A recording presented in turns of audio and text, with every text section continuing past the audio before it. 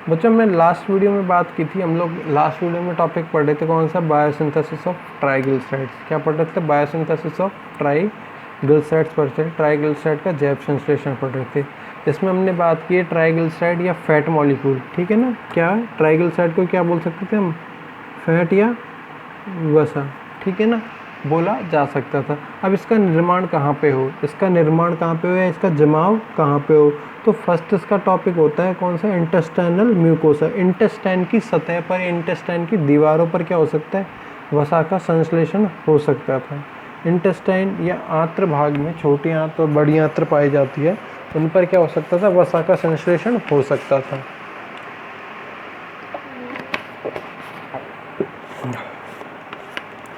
दूसरा हम बात करें तो दूसरा होता है एडिपोस टिश्यू। दूसरा होता है क्या? एडिपोस टिश्यू, जो कि क्या होता है? आपके स्किन का ही एक पार्ट होता है और ये चिक के नीचे आपके पाया जाता है, ठीक है ना। ये एडिपोस टिश्यू का करता है? वसा का संश्लेषण करने का काम करता है। नेक्स्ट बात की जाए मेमरी ग्लैंड्स या स्तन कोशिकाओं की। स्तन ग्रंथियों की बात की जाए, मुख्य रूप से फीमेल में क्या होता है यहाँ पे? मुख्य रूप से फीमेल में क्या होता है यहाँ पे? वसा का निर्माण, जमाव होने लग जाता है। इससे क्या होता है? वो इसका बाहर के रूप में उभार के रूप में आ जाता है, ठीक है ना। फिर बात की जाती है किडनी की। किडनी में जो ग्लोमेरुलस पार्ट होता है, इसमें छनित्र पाया जाता है। छनित्र क्या करता है? वसा की यदि ब्लड में क्या होती है? अधिक मात्रा होती है, तो इसमें किडनी में क्या होने लग जाता है? उसका जमाव होने लग जाता है, संश्लेषण होने लग जाता है। फिर बात आती है हार्ट की।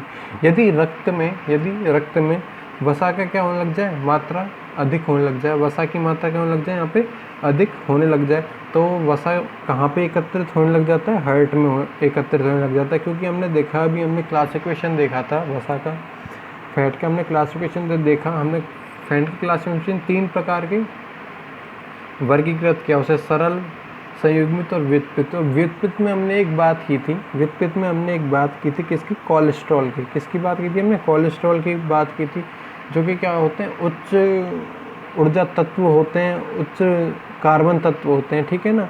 अगर कोलेस्ट्रॉल जो है वो कहाँ पे निर्मित होता है? हमारे हार्ट में निर्मित होता है, जिसके कारण क्या होता है? हार्ट ब्लॉकेज की समस्या आती है, ठीक है ना। ओके, अब अगर बात की जाए कि इनके बीच में बंधन कैसा पाया जाए, ट्राइग्लिसराइड या फैट के बीच में, या वसा की बात करते हैं हम, ठीक है ना, बीच में बंधन कैसा पाया जाए? हमेशा पाया जाएगा बंधन, एस्टर बंधन इसके बीच में पाया जाएगा, ठीक है ना। इसके बीच में क्या पाया जाएगा? एस्टर बंधन पाया जाएगा। तो इसका एक प्रोसेस चलेगा, इसका क्या होगा? एक प्रोसेस चलेगा।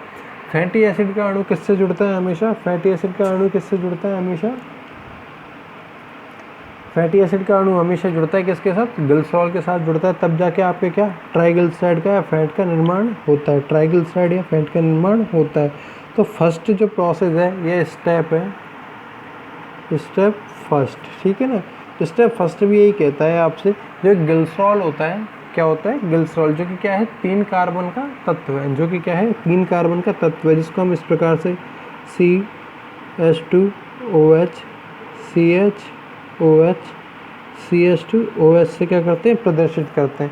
यदि इस पर या इसको एक्टिवेट करने के लिए हमको क्या कर देते हैं? हम इस पर ऊर्जा दे देते हैं, ठीक है ना। इसको क्या करते हैं हम? सबसे पहले किसी भी चीज़ को एक्टिवेट करने के लिए क्या करते हैं? ऊर्जा देते हैं, ठीक है ना। तो यहाँ पे भी हम क्या कर देते हैं? ऊर्जा दे देते हैं।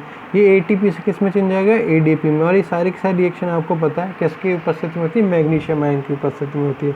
ओके, ये हो जाए। जहाँ पे भी ATP लगता है, तो वहाँ पे एक एंजाइम काम में आता है। कौन सा एंजाइम? Kinase enzyme. ये तत्व था हमारे पास कौन सा? ग्लिसरॉल का। ये तत्व था हमारे पास ग्लिसरॉल का, इसीलिए इस एंजाइम को हम लोग बोल सकते हैं क्या? ग्लिसरोकाइनेज। क्या बोल सकते हैं? ग्लिसरोकाइनेज बोल सकते हैं। अब सीधा सिंपल सा हमारे को काम करना है, ये काम था। क्या है? ये जो एक यहाँ से क्या बना है? एक फॉस्फेट IP हटा है, उस तत्व को, उस फॉस्फेट को हमको क्या करना है? ग्लिसरॉल पर क्या करना है? ऐड करने का काम करना है, जो क्या करते हैं हम? CH2OH। जैसे कि हम लोग बात करते आए थे फैटी एसिड, उसमें कार्बोहाइड्रेट के लिए बात की थी। CH2OH CHOH CH2O PO3H2, ठीक है ना। ये क्या बन जाएगा आपके पास, ये पहला कार्बन था, ये दूसरा था, ये तीसरा था। पहले कार्बन पे क्या हो गया आपके पास, ये जो इनऑर्गेनिक फॉस्फेट था अकार्बनिक फॉस्फेट था आकर जुड़ गया। तो ये आपके पास तत्व बनेगा अल्फा, क्योंकि पहला कार्बन है अल्फा ग्लिसरोफॉस्फेट। ग्लिसरोफॉस्फेट ये आपके पास क्या बन गया यहाँ पे, अल्फा ग्लिसरोफॉस्फेट नाम का एक तत्व बनकर आ गया है। ठीक है ना, अल्फा ग्लिसरोफॉस्फेट नाम का तत्व बनकर आ गया है। ओके, इस प्रोसेस को या तो हम इस प्रकार से चला सकते हैं, या फिर हम चला सकते थे किससे, डाईहाइड्रोक्सी एस्टोन फॉस्फेट से भी चला सकते थे, उससे भी इस प्रकार से तत्व बन जाता। सेकंड जो स्टेप आता है हमारा, सेकंड जो स्टेप आएगा हमारा,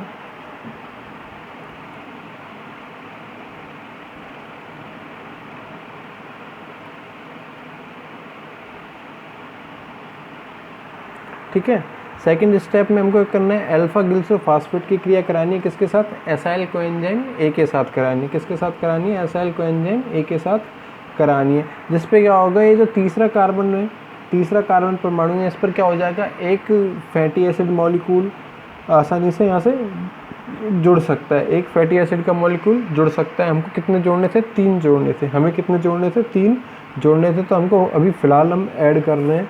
और पहला तत्व था आपके पास अल्फा ग्लिसरोफॉस्फेट, जो कि हमने बात किया CH2OH CHOH CH2OPO3H2, ये था आपके पास अल्फा ग्लिसरोफॉस्फेट। ठीक है ना, अल्फा ग्लिसरोफॉस्फेट। इसकी क्रिया भी अभी हमने बताई। इस पे हमको इस कार्बन पे, 3rd नंबर के कार्बन पे क्या जोड़ना था, फॉस्फेट, फैटी एसिड मॉलिक्यूल को जोड़ना था। ठीक है ना, फैटी एसिड मॉलिक्यूल को जोड़ना था। तो हम इस प्रकार से जोड़ सकते हैं, R1 अगर यहाँ जोड़ दिया जाए, मतलब carbon number of carbons R1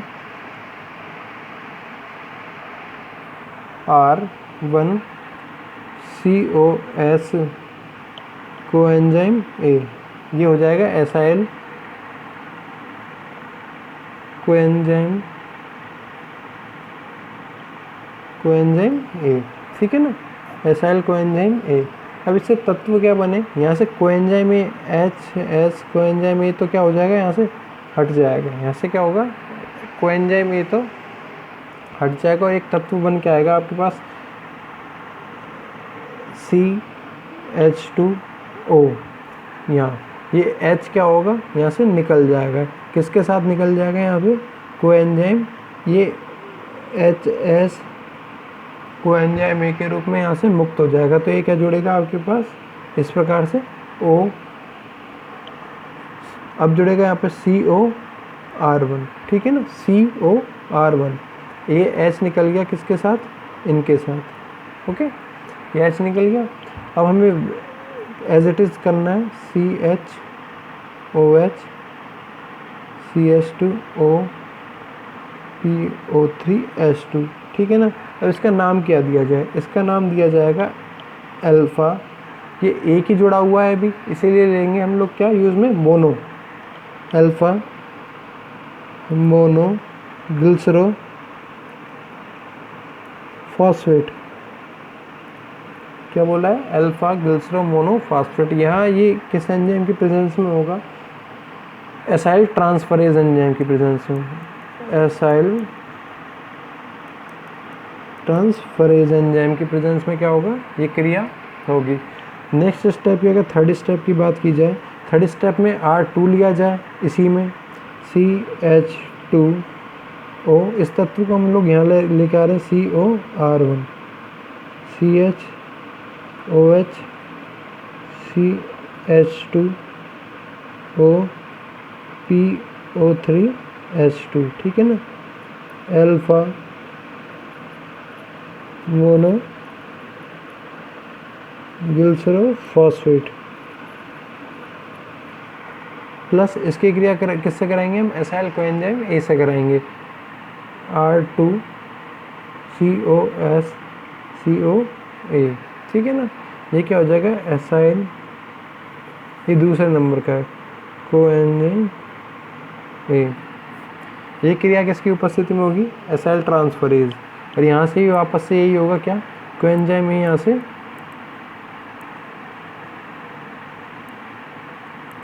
हट जाएगा। ये क्या किसकी उपस्थिति में? एसाइल ट्रांसफरेज की उपस्थिति में। CH2O COR1, इस पे क्या होगा?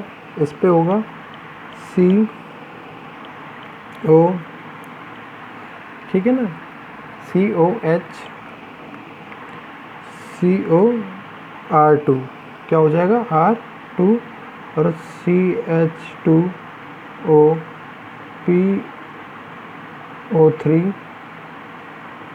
H2, ठीक है ना। इस प्रकार के क्या बन जाएगा? तत्व बन जाएगा, और इस तत्व का नाम होगा अल्फा। अब क्या हो जाएगा? बीटा पर भी आके जुड़ गया हुआ है, बीटा डाई 2 पे है, क्योंकि di alpha beta diglyceride phosphate, क्या हो गया? फॉस्फेट या फॉस्फेटिक अम्ल का क्या हो गया? यहाँ पे निर्माण हो गया। और अब एक तत्व हमारे पास बचा है, और इस तत्व के जुड़ने के साथ ही क्या हो जाएगा? ट्राइग्लिसराइड, एक फैट मॉलिक्यूल का यहाँ पे क्या हो सकता है? सिंथेसिस या संश्लेषण हो सकता था। तो फोर्थ हमारा टॉपिक है क्या? ये वाला, ठीक है ना। तो CH2O COR1 COR2 CH2O PH3H2, ठीक है ना। अल्फा बीटा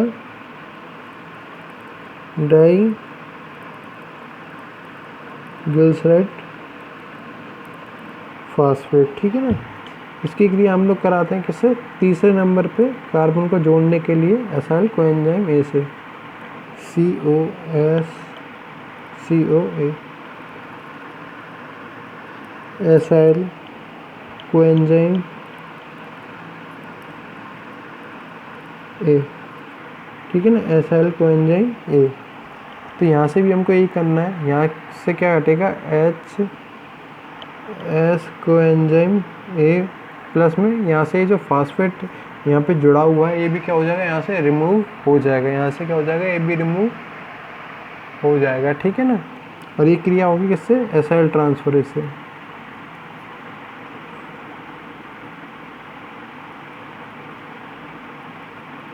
ठीक है। तो CH2O COR1 COR2H CH2O COR3, ये आपके बन जाएगा वसा।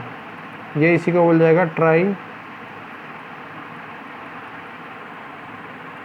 ग्लिसराइड, ठीक है ना। इसी को क्या बोल जाएगा? ट्राइग्लिसराइड। तो हमने इस प्रोसेस को देखा कैसे, इसको किया कैसे, इसको अगर समझा जाए, और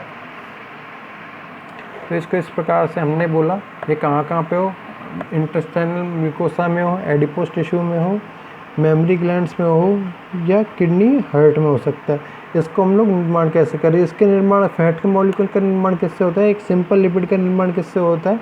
ग्लिसरॉल से होता है। तो यहाँ पे ग्लिसरॉल का तत्व लिया। ग्लिसरॉल को एक्टिवेट करने के लिए हम लोग क्या करिए? इसको ऊर्जा दी, ATP के रूप में हमने क्या दी? इसको ऊर्जा दी। ATP किसकी प्रेजेंस में दी? ग्लिसरोकाइनेज एंजाइम की प्रेजेंस में हमने ऊर्जा दी, ठीक है ना। इससे क्या बन गया आपके पास? Alpha glycerophosphate. और अल्फा वर्ड इसलिए लगाया गया क्योंकि ये पहले कार्बन पर जाके क्या, पहले कार्बन पर जाकर क्या जुड़ जाता है? यहाँ पे फॉस्फेट समूह जाकर जुड़ जाता है, जो कि पहला कार्बन या अल्फा कार्बन ये था, ठीक है। अल्फा बीटा गामा, ये आपके पास अल्फा ग्लिसरोफॉस्फेट तत्व बन गया, ठीक है ना। अल्फा ग्लिसरोफॉस्फेट की क्रिया हम लोग किससे कराते हैं? एसाइल कोएंजाइम ए से कराते हैं। और ये पूरा प्रोसेस ग्लिसरॉल की बजाय डाईहाइड्रोक्सी एस्टोन फॉस्फेट से भी चलाया जा सकता है, क्योंकि वो क्या होता है? वो भी 3 कार्बन का तत्व है। वो भी क्या है? 3 कार्बन का तत्व है। या फिर कह सकते हैं फॉस्फोग्लिसराल्डिहाइड से भी ये तत्व चलाया जा सकता था, ठीक है ना। तो अल्फा ग्लिसरोफॉस्फेट जहाँ है, इसकी क्रिया हमने किससे कराई है? एसाइल कोएंजाइम ए से कराइए। किसकी उपस्थिति में? एसाइल ट्रांसफरेज की उपस्थिति में। यहाँ से क्या होगा? एसाइल ट्रांसफरेज की उपस्थिति में क्रिया कराने पे कोएंजाइम ए तो यहाँ से मुक्त हो जाएगा, और जो फैटी एसिड मॉलिक्यूल था, जो फैटी एसिड का फर्स्ट मॉलिक्यूल था, ठीक है ना, ओके, एसाइल तत्व था, ये किस पे आके जुड़ जाएगा, यहाँ पे तीसरे नंबर के कार्बन पर आकर जुड़ जाएगा। और अभी जुड़ा है मात्र एक, इसीलिए वर्ड लगाया हमने मोनो। क्या लगाया है हमने? मोनो, ठीक है ना। CH2 यहाँ से H हटा, किसके साथ आ गया वो? कोएंजाइम A के साथ। HS कोएंजाइम यहाँ से रिलीज हो चुका है। R1CO बचा था हमारे पास, R1CO बचा था। CH2O पहले से था, CH2O पहले से था, CO यहाँ जोड़ दिया और R1 यहाँ पे जोड़ दिया और बाकी एज इट इज़ फार्मूला रख दिया हमने, ठीक है। बाकी एज इट इज़ फार्मूला हमने रख दिया और ये किस तत्व बन गया आपके पास? Alpha मोनोगिल्सरो phosphate. क्या बन गया आपके पास? अल्फा मोनोगिल्सरो फास्फेट यौगिक बन चुका है, ठीक है ना। फिर हमने बात की किसकी? अल्फा मोनोगिल्सरो फास्फेट पे हमने इसी प्रकार से दोबारा क्रिया कराई, किसकी? एसाइल कोएंजाइम A की क्रिया कराई। वापस से क्या हटेगा? कोएंजाइम A हट जाएगा, ठीक है ना। और इस प्रकार से दूसरे नंबर पे कार्बन पे आके क्या होगा? एसाइल तत्व आकर जुड़ जाएगा। CH2O CO R1 पहले से था, यहाँ जो दूसरा तत्व था इस पर क्या हो गया? आकर CO R2 आकर जुड़ गया, CO R2 आकर जुड़ गया। तो इस प्रकार से हमारे पास जो यौगिक बन गया उसका नाम हमने दिया अल्फा बीटा डाई ग्लिसराइड, क्योंकि दो आकर हमारे पास आकर जुड़ चुके थे, ठीक है ना।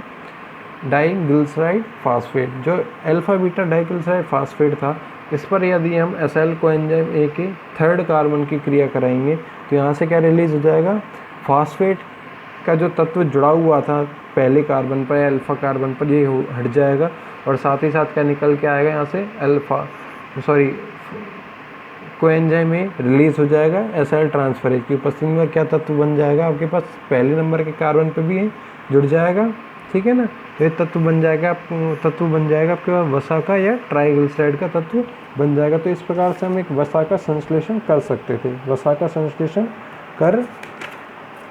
थे, ठीक है ना।